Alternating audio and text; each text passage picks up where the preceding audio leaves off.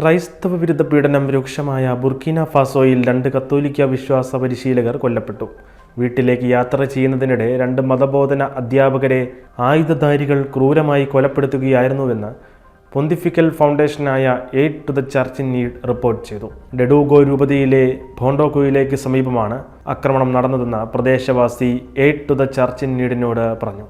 4 വിശ്വാസ പരിശീലകർ ഒരുമിച്ച് ബൈക്കിൽ യാത്ര ചെയ്യുകയായിരുന്നുവെന്നും എന്നാൽ അവരിൽ 2 പേർ അക്രമികളിൽ നിന്ന് അടുത്തുള്ള വനത്തിലേക്ക് രക്ഷപ്പെടുകയായിരുന്നുവെന്നും റിപ്പോർട്ടിൽ പറയുന്നു. ജനുവരി 25 നടന്ന സംഭവം ദിവസങ്ങൾക്ക് ശേഷമാണ് പുറം ലോകം അറിയുന്നത്. ഇതേ സ്ഥലത്ത് നടന്ന 4ാമത്തെ കൊലപാതകമാണിതെന്ന് ഭോണ്ടോഗോയ് പോലീസ് കമ്മീഷണർ ഇതിനോടകം വ്യക്തമാക്കിയിട്ടുണ്ട്.